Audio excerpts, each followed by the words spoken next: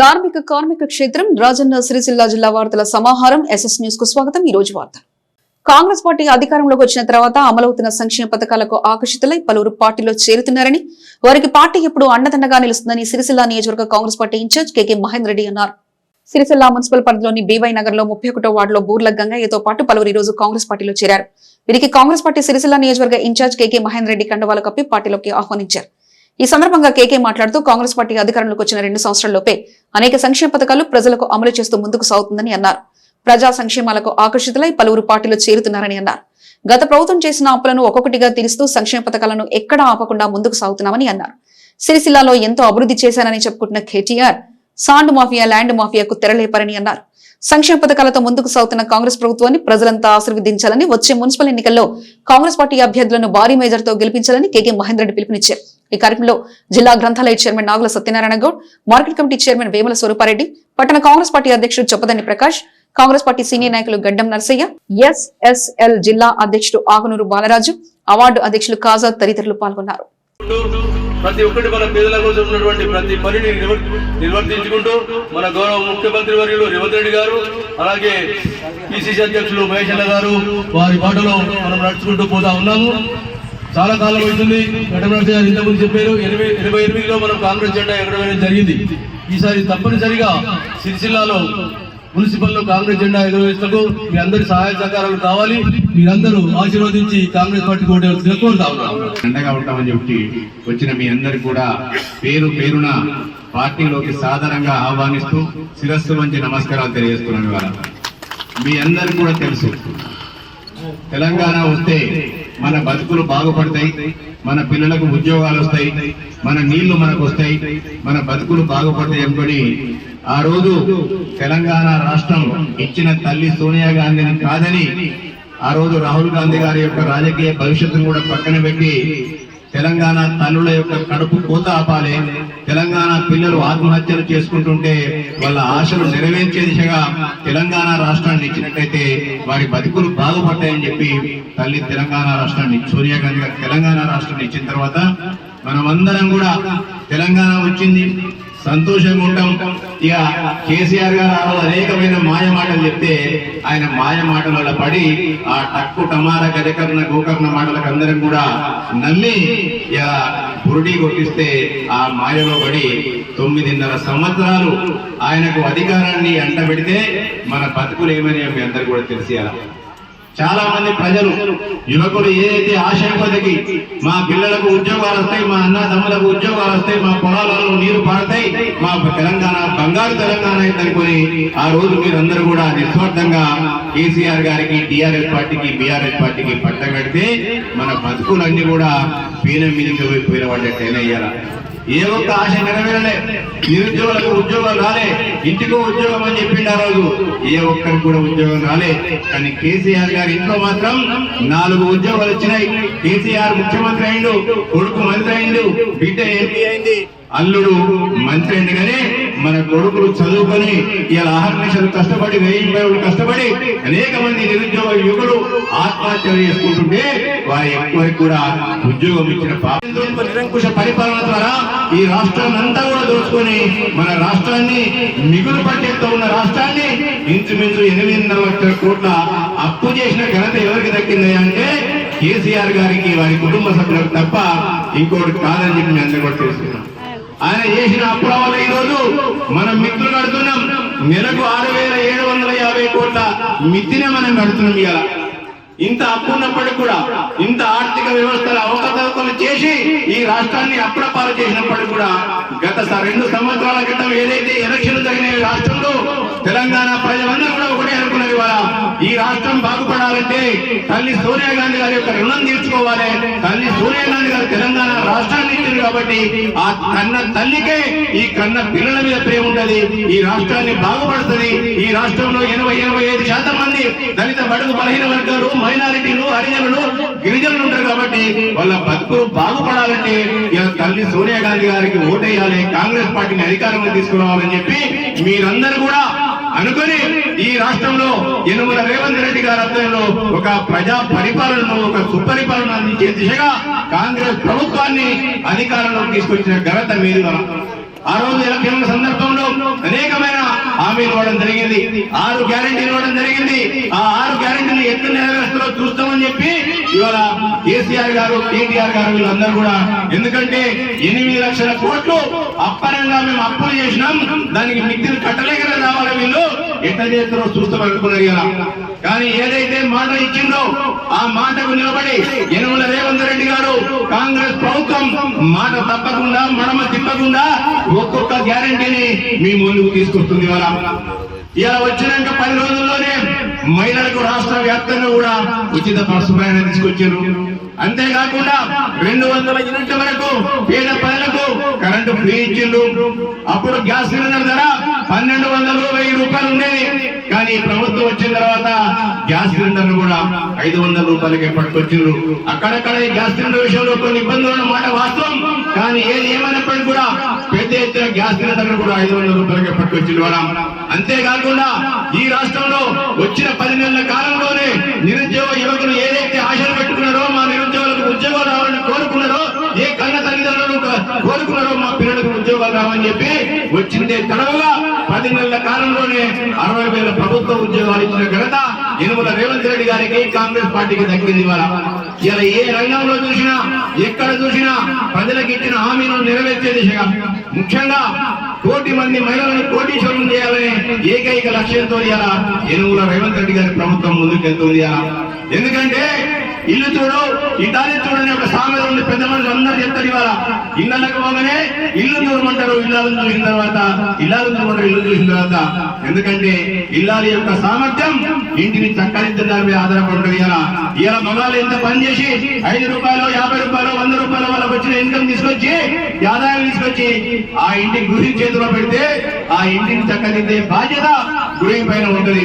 కాబట్టి ఇవాళ ఆ మహిళలను ఇలా ఏదైతే ఆర్థిక సాధికారత, ఆర్థిక స్వావలంబన, వాళ్ళ కాళ్ళపైన వాళ్ళని నిలబెట్టే దిశగా ప్రభుత్వం అడుగులు వేస్తే ఇల్లు బాగా మహిళకు డబ్బులు వచ్చినట్టయితే ఇల్లు బాగుపడుతుంది, ఇల్లు బాగుపడితే వాడ బాగుపడుతుంది, వాడ బాగుపడితే ఊరు బాగుపడుతుంది, ఊరు బాగుపడితే రాష్ట్రం బాగుపడుతుంది అని చెప్పి యనమల రేవంత్ రెడ్డి గారు ఆ యొక్క పథకాలన్నీ కూడా ఇలా ఉచిత మహిళలకు ఉచిత బస్సు ప్రయాణం, ఇలా అమ్మగారింటి పైన, గుడికి పోయినా, అత్తగారింటి పైన, పండుగకో పబ్బానికో అటో ఇటో పైన ఇవాళ ప్రతి మహిళకు ఇంచుమించు 100 నుంచో 150 200 రూపాయలు ఇలా డబ్బులైతే మిగులుతాయి. ఆ డబ్బులు ఎక్కడికి పోతాయమ్మా? మన పోపు డబ్బాలకు పోతాయి. 200 యూనిట్ల కరెంటు ఫ్రీ అంటే ఇంచుమించు 600 నుంచి 700 రూపాయలు కరెంటు ఫ్రీ వస్తే మగాడి తీసుకొచ్చి డబ్బులు మీ చేతిలో పెడితే ఆ డబ్బులు మీరు కట్టే బదులు మళ్ళీ పోపు డబ్బాలో పెడతారు. ఇలా దాని తర్వాత 500 రూపాయల సిలిండర్ కంటే అవి కూడా మీ డబ్బాలో ఉంటాయి. అదే పైసలు మిగులుతా మా జేబు ఉంటే మేము ఏం చేస్తాం? ఇక్కడికి పోతాం పెద్దూరు దగ్గర పొంగ పాడుపడ్డ తారీఖులు ఉంటాడా, ఆ తారీఖు బాటిల్ కాడికి పోయి మేము ఆ పాటలో గీటలో ఉంటుంది తాగాడ పంటాం. అదే మీ దగ్గర డబ్బులు ఉంటే, ఇంట్లోకి కావాల్సిన సామాన్లు ఆడపిల్లలు ఉంటే పిసలతో పీసమెత్తో కొని ఆ చెవులకు ముక్కుకో పెట్టి పిల్లల చదువు ఖర్చులకో దేనికో పెట్టి ఈ కుటుంబాన్ని మంచిగా చూస్తారు. అందుకే ఈ పథకాలన్నీ కూడా మహిళలకు తిరిగమనిగా మహిళలను ఆర్థిక స్వావలంబన చేయాలి. మహిళలను తన కాళ్ళపైన తాము నిలబెట్టి చేసి ఈ సమాజంలో తలెత్తుకునే విధంగా చేయాలని చెప్పే ఉద్దేశంతో కాంగ్రెస్ ప్రభుత్వం యనమల రేవంత్ రెడ్డి గారు ఈ పథకాలను కూడా తీసుకొచ్చింది. దాంతో పాటు ఇవాళ వడ్డీ లేని రుణాన్ని 10 లక్షల రూపాయలకు పెంచిండు. అంతేకాకుండా పావలా వడ్డీ గత ప్రభుత్వం ఆడపిల్లల సమ్మానం కూడా చూడకుండా గత ప్రభుత్వం పావలా వడ్డీ గుణకాయ సహా చేసింది. కానీ యనమల రేవంత్ రెడ్డి గారి అధికారంలోకి రాగానే మళ్ళీ పావలా వడ్డీ మీ అందరూ కూడా అనా పైసలు లేకుండా పైసలన్నీ కూడా వడ్డీ పైసలన్నీ కూడా ఇవ్వడం జరిగింది. దాంతో పాటు మహిళలను కోటీశ్వరులు చేసే దిశగా ఈ రాష్ట్రంలోనే కాదు ఈ దేశంలో ఎక్కడ లేని విధంగా రైతులు పండించే వరి ధాన్యాన్ని మహిళా సంఘాల ద్వారా కొనుగోలు చేయించి వాళ్లకు మళ్ళీ కమిషన్ వచ్చే విధంగా చేసిన ఘనత ఇవాళ మహిళలు కూడా ఎందులో తీసిపోరు. ఇలా పురుషులతో సమానంగా పనిచేస్తారని చెప్పి ఎక్కడ కూడా వీసమెత్తు కూడా ఎటువంటి అవినీతి అక్రమాలకు పాల్పడకుండా, ఎందుకంటే కడుపు కోత వాళ్ళకు తెలుసు పండించిన పంట ఇలా కన్న బిడ్డను కన్న తర్వాత ఏ విధంగా సాకాల్లో ఇలా తల్లులకు ఏ విధంగా తెలుసు పండించిన పంట నష్టపోతుంటే రైతులు ఏ విధంగా బాధపడతారో వాళ్ళకి తెలుసు కాబట్టి ఇలా క్వింటాలకు ఇంత ముందు 10 కిలోలు 7 కిలోలు 8 కిలోల కోతలు ఉండేవి. ఆ కోతలు లేకుండా రైతుల పాలిట మంచిగా ఈ మహిళా మనులందరూ కూడా మంచిగా పనిచేసింది వాళ్ళ. అంతేకాకుండా మహిళా సంఘాలకు ఇక్కడే మన సిరిసిల్లాలోనే ముఖ్యంగా ఇవాళ చెప్తున్న మీ అందరూ కూడా విత్తన విక్రయ కేంద్రాలను, అలాగే ఇలా రైతులు వేసుకునే ఎరువుల దుకాణాలను వీటన్నింటినీ కూడా మహిళా సంఘాల ద్వారా ఇవ్వడం జరుగుతుంది. ఇలా మహిళలకే పెట్రోల్ బంకులు ఇస్తున్నారు. రాబోయే కాలంలో మహిళలకు గ్యాస్ విక్రయ కేంద్రాలు ఇవ్వడానికి సిద్ధపడుతున్నాం. అదే విధంగా మహిళలకు బస్సులు కూడా ఇస్తున్నాం, మహిళలకు రైస్ మిల్లులు ఇస్తున్నాం, మహిళలకు సౌర ఉత్పత్తి అంటే సోలార్ ఎనర్జీ ప్లాంట్ కూడా ఇచ్చి మహిళా సంఘాలకు అన్నింటిని కూడా పరిపుష్టి చేసి వారిని ఆర్థికంగా నిలబెట్టాలన్న ఉద్దేశం కొద్ది ప్రతి అడుగు కూడా కాంగ్రెస్ పార్టీ యనమల రేవంత్ రెడ్డి గారు ఇలా మహిళల చుట్టే ఈ పథకాలను దింపండి వారు. ఇవన్నీ ఒకే గత 9.5-10 సంవత్సరాల కాలంలో టిఆర్ఎస్ పార్టీ అధికారంలో ఉన్నప్పుడు అనేకమైన డబ్బా మాట చెప్పింది. డబుల్ బెడ్రూమ్ ఇల్లు ఇస్తానది, ఇది ఇస్తానది, అది ఇస్తానది. ఎక్కడ కూడా ఇచ్చిన పాపాన పోలే. ఇక్కడ ఇస్తే అక్కడెక్కడ మండపల్లి ఇస్తే ఎంత అవినీతి అక్రమాలు జరిగినా మీ అందరూ కూడా తెలుసు. కౌన్సిలర్లు అందరూ కూడా టేబుల్ కింద తీసుకుపోయి ఇస్తేనే ఇల్లు వచ్చింది. అదే మళ్ళీ ఇందిరమ్మ రాజ్యంలో రేవంత్ రెడ్డి కాలంలో ఇవాళ మళ్ళీ ఒక్క సిరిసిల్ల పట్టణంలోనే 900 ఇందిరమ్మ ఇవ్వడం జరిగింది. మీరు ఏ ఒక్కరికి కూడా అవినీతి అక్రమంగా ఎవరికి కూడా డబ్బులు ఇవ్వాల్సిన పని లేదు. 900 ఇల్లు ఇస్తే ఇంచుమించు సిరిసిల్ల పట్టణంలో ఇవాళ 618 ఇల్లు వివిధ దశల్లో ఉన్నాయి. ఇవాళ ఇలా బేస్మెంట్ కాగానే ₹1,00,000 పడుతున్నాయి, పిల్లర్లు లేవగానే ఇంకో 1,00,000 పడుతున్నాయి, స్లాబ్ పడంగానే 2 లక్షలు పడుతున్నాయి. ఇలా ఇంటి పనంతా చేసుకోగలే మళ్ళీ 1 లక్ష పడుతున్నాయి. ఇలా కష్టపడి మీరందరూ కూడా ఇల్లు కట్టుకుంటే అంటే కాంగ్రెస్ పార్టీ అంటేనే ఇందిరమ్మ రాజ్యం. ఇందిరమ్మ ఏం చేసినప్పుడు రోటీ కపడా ఔర్ మకానా అని చెప్పి ప్రతి పేదవాడికి కూడా ఉండడానికి ఇల్లు ఉండాలి, ఇలా తినడానికి తిండి ఉండాలి. గంభీరావుపేట మండలంలోని ట్యాంక్ మండు వద్ద స్వతంత్ర సమర యుద్ధ వీరుడు వడ్డే ఓబన్న 219వ జయంతి సందర్భంగా వారి చిత్రపటానికి పూలమాలలు వేసి ఘన నివాళులర్పించారు. గంభీరావుపేట మండలంలోని ట్యాంక్ బండ్ వద్ద వడ్డే ఓబన్న 219వ జయంతి సందర్భంగా చిత్రపటానికి పూలమాలలు వేసి శుభాకాంక్షలు తెలిపారు. ఈ కార్యక్రమంలో రాష్ట్ర నాయకులు శివరాత్రి నర్సయ్య, ముస్తాఫానగర్ గ్రామ సర్పంచ్ సుకన్య దేవయ్య, ఉప సర్పంచ్ దేవేందర్, మాజీ జెడ్పీటీసీ మల్లుగారి నర్సగౌడ్, లింగన్నపేట గ్రామ సర్పంచ్ పిట్టే ఎల్లయ్య, మండల అధ్యక్షుడు పిట్లబాబు, మాజీ ఉప సర్పంచ్ శివరాత్రి నర్సింహులు, రాజేశ్వరరావు నగర్ కాలనీ సర్పంచ్ పిట్లబాబు, ఉప సర్పంచ్ నర్సింహులు, శివరాత్రి రాజలింగం, మాజీ వార్డు సభ్యుల ఫోరం అధ్యక్షుడు బండ రమేష్, బాబు అల్లెపు నారాయణ, నర్సింహులు, ప్రభాకర్, వెంకట యాదవ్, మల్లయ్య తదితరులు పాల్గొన్నారు. ఒడ్డెర ఓబన్న జయంతి జరుపుకోవడం చాలా సంతోషకరమైనది. మాకు ఎప్పుడు తెలియకున్నా కానీ నేటి ప్రభుత్వము అధికారికంగా ప్రకటించింది కాబట్టి మేము జయంతి పోయిన జనవరి 11 నుండి ఈనాడు కూడా 2వ సారి జరుపుతున్నాం. ఇది 219 జయంతి కాబట్టి ఈ జయంతికి వచ్చినటువంటి పెద్దలు, స్థానిక సర్పంచ్ గారు, సారు నరసయ్య సార్ గారు, మా అన్న లింగనపేట సర్పంచ్ గారు, మాజీ సర్పంచ్ గారు, మాజీ అధికారంగా ఉప సర్పంచులు అందరికీ ప్రత్యేకంగా ధన్యవాదాలు తెలుపుతున్నాను. జై తెలంగాణ. ఈరోజు వడ్డే ఓబన్న జయంతి సందర్భంగా పోయిన సంవత్సరం నుండి ఈ సంవత్సరం దాకా ఇప్పటి నుండి ఇంతకుముందు మాకు తెలియలేదు కాబట్టి ఇప్పటి నుంచి ఇక ప్రభుత్వాలు మాకు తెలియజేసినాయి కాబట్టి అక్కడక్కడ కూడా మేము ఓబన్న విగ్రహాలు కూడా నిర్మాణించడం జరుగుతుంది. అక్కడ కలెక్టరేట్ కూడా గవర్నమెంట్ ద్వారా కూడా అన్ని అధికారపూర్వకంగా మాకు వాళ్ళ హామీలు ఇచ్చారు కాబట్టి మేము కూడా సేవ చేస్తానికి సిద్ధం తిరిగాం. ఇప్పుడు మాకు అందరినీ ప్రభుత్వ దృష్టిలో కూడా మేము ఒడ్డెర్లో ఉన్నాము అనే హామీలు కూడా మాకు ఇచ్చి మామూలను కూడా సహకరిస్తే మేము కూడా అందరితో కలిసిపోయి ఉంటాం. ఈ అవకాశం ఇచ్చిన ప్రభుత్వానికి ధన్యవాదాలు చెప్తాం. అమరులు,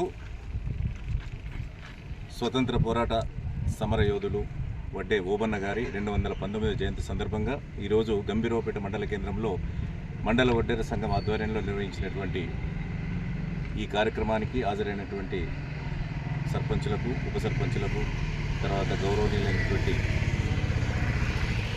నాయకులందరికీ కూడా హృదయపూర్వక శుభాకాంక్షలు తెలియజేస్తూ ఈనాడు ప్రజలందరూ, బడుగు బలైన వర్గాలందరూ కూడా స్వేచ్ఛాపూరితమైనటువంటి వాతావరణంలో జీవిస్తున్నారు అని అంటే దానికి ఎందరో మహానుభావులు వారి యొక్క జీవితాలను త్యాగం చేసి ఈ యొక్క స్థితిని మనకు కల్పించారనే విషయము మనం గమనించాలి. చరిత్ర రాసేవారు మనవారు కాకపోవడం వల్ల ఇలాంటి మహనీయులు గొప్ప వాళ్ళందరి యొక్క చరిత్ర కనుమరుగు కావడం, ఇప్పుడిప్పుడే సర్వాయి పాపన్న, వడ్డే ఓబన్న ఇలాంటి వారి యొక్క జీవిత చరిత్రలు వెలుగులోకి తీసుకురావడం, బడుగు బలహీన వర్గాలకు చెందినటువంటి సమరయోధులు కానీ, దేశభక్తులు కానీ, అమరవీరులను కానీ మరి ఈరోజు స్మరించుకునేటువంటి విధానంలో అందరూ బడుగు బలహీన వర్గాలకు చెందినటువంటి అందరూ చైతన్యం కావడం వలన ఈనాడు మహనీయుల యొక్క వర్ధంతులు కానీ జన్మదినం కానీ జరుపుకునేటువంటి అవకాశం కలిగింది.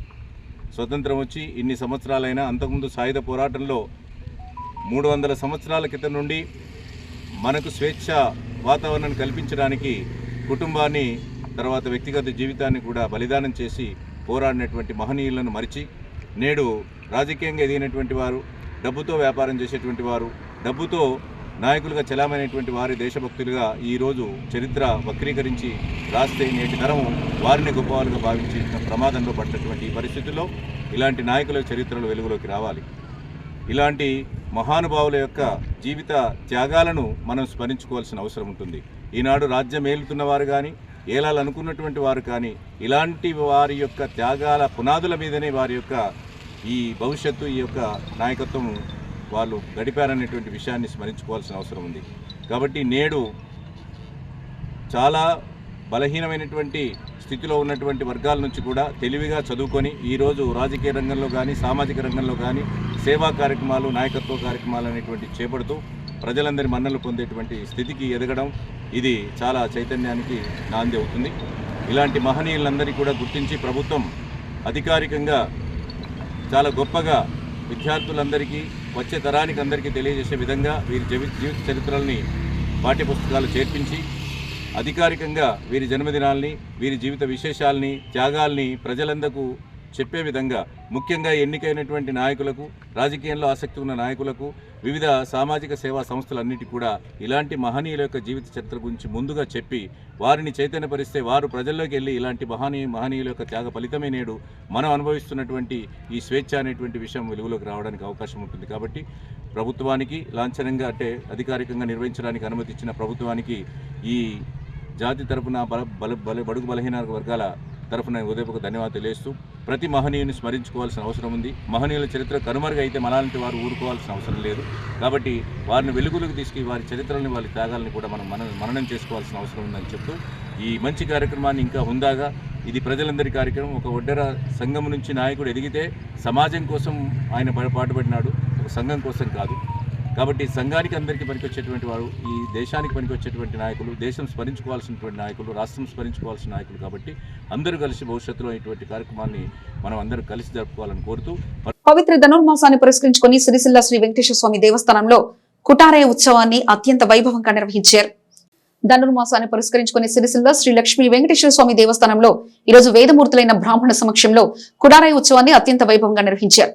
వెంకటేశ్వర స్వామికి అత్యంత ప్రీతిపాత్రమైన పాయసాన్ని వండి భక్తులకు పంపిణీ చేశారు. ఈ కుడారే ఉత్సవంలో కోడం అమర్నాథ్, అరవింద్ దంపతులు పాల్గొని పద్మావతి శ్రీనివాసుల పూజలను ఘనంగా నిర్వహించారు. ఇటు కుడారే ఉత్సవంలో భక్తులు భారీగా పాల్గొని పాయసాన్ని స్వీకరించారు.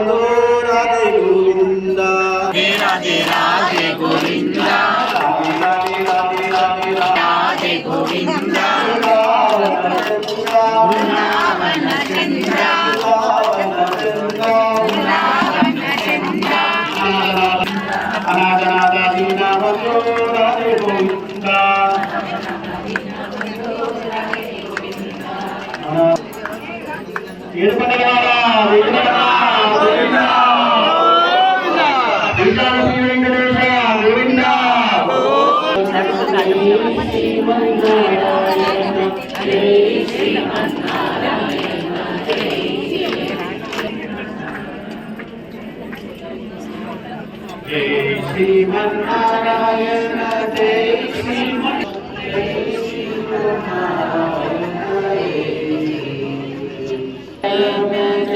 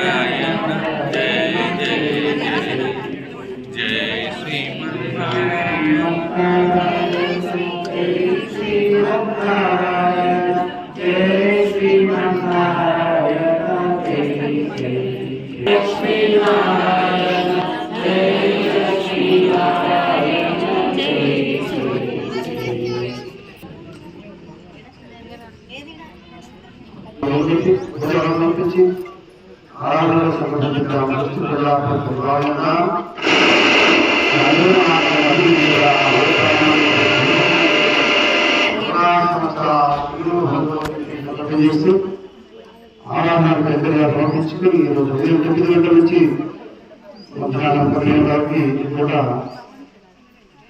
భారతి వారి కుటుంబం మీద కూడా అనిల్ కళ్యాణి అమర్నాథ్ శ్రీ రోజే ఈ పిల్లడి మహోత్సవాన్ని భక్తుల భాగవతుల యొక్క సమక్షంలో విశేషంగా మనం కూడా కైంకర్యాలు చేస్తున్నారు. భక్తులంతా కూడా వారికి ఆ గోదావరి జగన్నాథు పద్మావతి గోదావరి లక్ష్మీ వెంకటేశ్వర స్వామి రెండింటి రక్షించుగాక నేను దానికి శుభకారం కలుగుతాక అని చెప్పి సభాముఖంగా బ్రహ్మను ఆశ్రయిస్తూ బ్రహ్మగా ఆశ్రయిస్తూ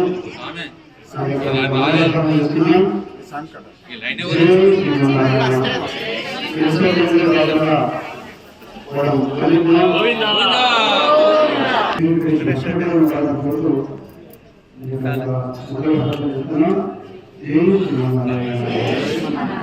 భారత కమ్యూనిస్టు పార్టీ 100 సంవత్సరాల వేడుకల సందర్భంగా సిరిసిల్లాలో కార్మిక లోకంతో భారీ ర్యాలీ ప్రదర్శన నిర్వహించారు. కార్మికులు పెద్ద సంఖ్యలో హసారే ఇంటి ప్రదర్శన విజయవంతం చేశారు. సిపిఐ పార్టీ ఆవిర్భవించి 100 సంవత్సరాలు పూర్తి చేసుకున్న సందర్భంగా ఈ నెల 18న ఖమ్మం జిల్లాలో జరిగే భారీ బహిరంగ సభకు కార్మిక లోకం తరలి రావాలని సిపిఐ పార్టీ ఆధ్వర్యంలో సిరిసిల్లాలో సన్నాహ సమావేశం నిర్వహించారు. ఈ సందర్భంగా కొత్త బస్టాండ్ నుండి అంబేద్కర్ చౌరస్తా వరకు భారీ ప్రదర్శన ర్యాలీ చేపట్టారు. అనంతరం జరిగిన కార్యక్రమంలో సిపిఐ జాతీయ కార్యవర్గ సభ్యులు చాడా వెంకటరెడ్డి, రాష్ట్ర కార్యవర్గ సభ్యులు కలవేని శంకర్ మాట్లాడుతూ కార్మికుల హక్కుల కోసం ఉద్భవించిన పార్టీ కేవలం సిపిఐ మాత్రమే అన్నారు. ఈ దేశంలో కార్మికుల హక్కుల కోసం అనేక పోరాటాలు నిర్వహించిన చరిత్ర సిపిఐకి ఉందని అన్నారు. ప్రస్తుతం బీజేపీ ప్రభుత్వం కార్మిక హక్కులను కాలరాస్తుందని ఆరోపించారు. కార్మిక హక్కులను 4 లేబర్ కోడ్లుగా విభజించి ఆదాని, అంబానీ లాంటి కార్పొరేట్ సంస్థలకు ఉడిగం చేసే విధంగా చట్టాలు తీసుకొచ్చారని ఆరోపించారు. కార్మిక హక్కుల కోసం పోరాడాల్సిన సమయం ఆసన్నమైందని వారన్నారు. సిపిఐ పార్టీ 100 సంవత్సరాల వేడుకలు ఖమ్మం పట్టణంలో ఈ నెల 18న ఘనంగా నిర్వహిస్తున్నట్లు వారు తెలిపారు. ఈ కార్యక్రమంలో సిపిఐ పెద్దపల్లి కార్యదర్శి తాటా సదానందం, సిరిసిల్ల జిల్లా కార్యదర్శి మందా సుదర్శన్, సిరిసిల్ల పట్టణ కార్యదర్శి పంతన్ రవి మరియు కడారి రాములు తదితరులు పాల్గొన్నారు.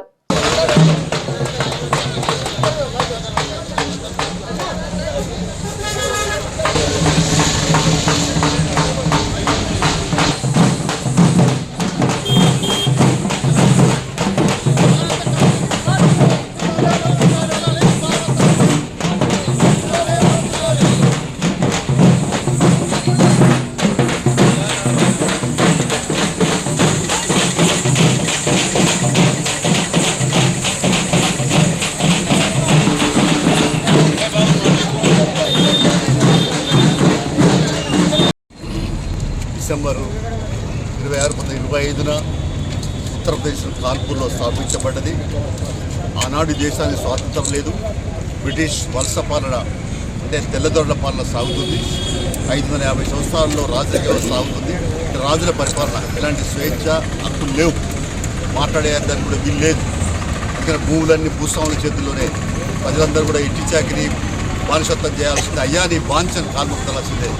ఆ రోజుల్లో మనకు స్వేచ్ఛ కావాలా, స్వాతంత్రం కావాలా, అందుకనే కొన్ని హక్కులు కావాలని చెప్పి మన ఆనాడు పోరాటాలు స్థాపించబడ్డాయి.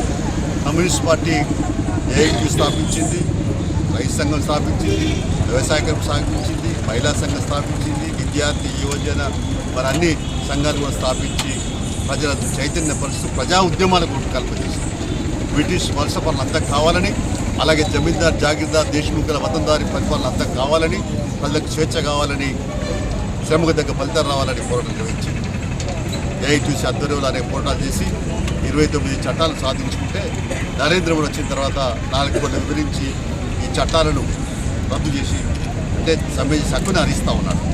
ఈ రకంగా సిపిఐ పార్టీ 100 ఏళ్లలో రాజభరణాలు రద్దు చేసింది, బ్యాంకుల జాతీయకరణ చేసింది, పేదలకు లక్షలాది ఎకరాల భూములు వంచింది, కార్మికులకు చట్టాలను సాధించింది, రైతులకు పట్టా భూములు ప్రభుత్వ భూములన్నీ పేదోళ్ళకు పంచింది. అలాగే శ్రమకు తగ్గ ఫలితం ఉపాధి హామీ చట్టం లాంటి చట్టాలు తీసుకొచ్చింది. మరి అటవీ భూముల హక్కు చట్టం తీసుకొచ్చింది, గృహహింస చట్టం తీసుకొచ్చింది, సమాచార హక్కు చట్టం తీసుకొచ్చింది. ఇవన్నీ చట్టాలు తీసుకురావడంలో ఎర్ర జెండా పార్టీల పాత్ర ప్రధానంగా అందులో సిపిఐ పార్టీ తల్లి పార్టీగా ప్రజల పక్షాల నుండి అనేక సంవత్సరాలు పోరాటం చేస్తుంది. అయితే అధికారం లేకున్నా ప్రజల పక్షపాతిగా ఇవాళ అసమానతలు లేని సమాజం కొరకు, అంతరాలు లేని సమాజం కొరకే సిపిఐ పోరాడుతున్నది. ఇవాళ ఉపాధి హామీ చట్టం మహాత్మా గాంధీ పేరుతో ఉంటే ఈ మధ్య నరేంద్ర మోడీ దాన్ని మార్పు చేసి రామ్జీ పేరుతో పెట్టి ఇవాళ దానికి సంబంధించిన నిధులు కూడా 90% కేంద్రం ఇచ్చేదానికి ఇప్పుడు 60% ఇస్తామని 30% కోటి మరి కట్ చేసుకున్నటువంటి పరిస్థితి ఉంది. రాష్ట్రాలు 40% భరించాలి, 60% కేంద్రం అంటున్నాడు. అది చాలా తప్పు. ఆ పథకమే రద్దవుతుంది. మహాత్మా గాంధీ ఏం పాపం చేసి ఏం తప్పు చేశాడు? ఎందుకు మీరు ఆయనను ఆ పేరు తీసేస్తారని ప్రశ్నిస్తున్నావు. అది తప్పు అని చెప్తున్నావు. రాముడు అందరి వారే. కానీ మీ పరిపాలన ఎలా ఉంది? మీరు కార్మికుల హక్కులు కాలు రాస్తున్నారు, ప్రభుత్వ రంగ సంస్థలు ధ్వంసం చేస్తున్నారు, ఇంకోవైపున కార్పొరేట్ శక్తులకు ఆదాని అమ్మని గ్రూపులకు ఈ దేశ సంపదను అమ్మేస్తున్నారు. అలాగే ఈ దేశంలో ఉండేటువంటి అవినీతి అన్నిటి కూడా ప్రోత్సహిస్తున్నారు, పన్నులు అడ్డగోలుగా వసూలు చేస్తున్నారు. సిలిండర్ ధరలు ఇలా 1200 రూపాయలు పెరిగిపోయిందంటే మీ పుణ్యమే, పెట్రోల్ డీజిల్ ధర పెరిగిపోయిందంటే మీ పుణ్యమే. అందుకనే మీకు నిజంగా ఈ మోడీ ప్రభుత్వం పూర్తిగా మరి మతోన్మాద నియంతృత్వ మరి ఫాసిస్టు వ్యతిరేక చర్యలు పూనుకుంటుంది. కాబట్టి ఆ ఫాసిస్టు చర్యలను ఎండగడుతూ రానున్న కాలంలో సిపిఐ పార్టీ ఎర్ర జెండా పార్టీలన్నీ ఏకం కావాలని, తద్వారా ఈ దేశంలో మరి ఎర్ర జెండా రాజ్యాన్ని సమసమాజ స్థాపనకు చేయాల్సిన అవసరం ఉందని చెప్పి తల్లి పార్టీగా చీలిపోతే చిక్కిపోయినాం, విడిపోతే పడిపోయినాం. మావోయిస్టులను ఇప్పుడు ఆపరేషన్ కగారు పేరుతో చంపేస్తూ ఉన్నారు. అయితే సరెండర్ కంటే లేకపోతే ఇంకోటి చేస్తూ ఉంటున్నారు. ఇలాంటి అన్నిటికీ పులిస్ స్టాప్ పెట్టాలంటే ఖబర్దారని హెచ్చరిక చేయాలి. నరేంద్ర మోడీ హెచ్చరిక చేయాలంటే ఎర్ర జెండా పార్టీలు ఒక వేదిక మీకు రావాలని జనవరి 18న సిపిఐ జాతీయ ముగింపు ఉత్సవాలు 100 ఏళ్ల ముగింపు ఉత్సవాలు ఖమ్మంలో జరగబోతాయి ఉన్నాయి. కాబట్టి ఆ సందర్భంగా మేము అందరికీ కూడా ఇప్పటికే పిలిపిస్తూ ఉన్నాం.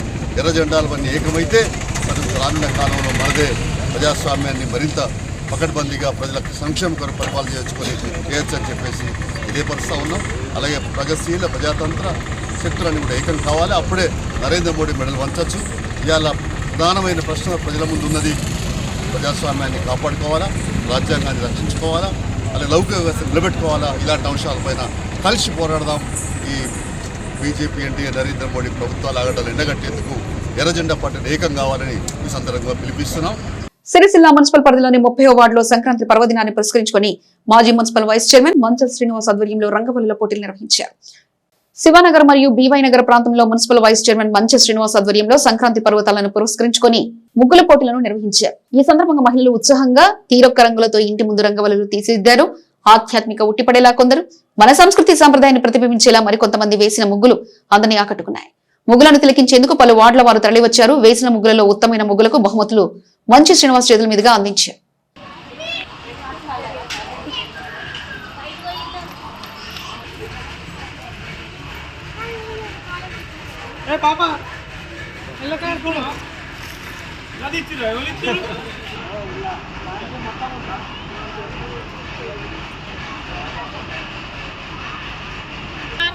అందరికీ ఫుల్ ఇంట్రెస్ట్ కదా.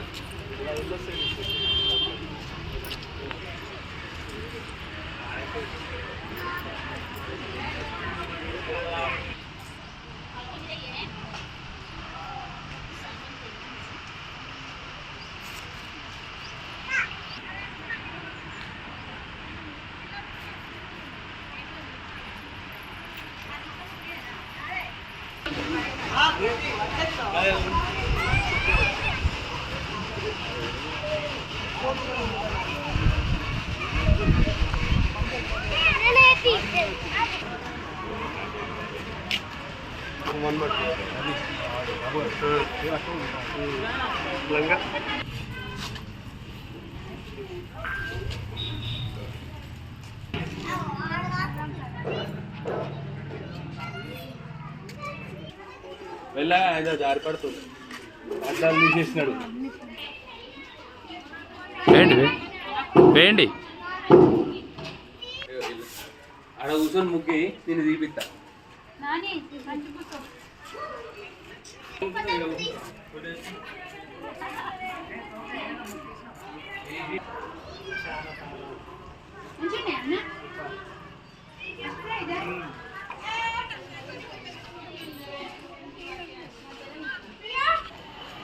అందరికీ సంక్రాంతి పండుగ శుభాకాంక్షలు.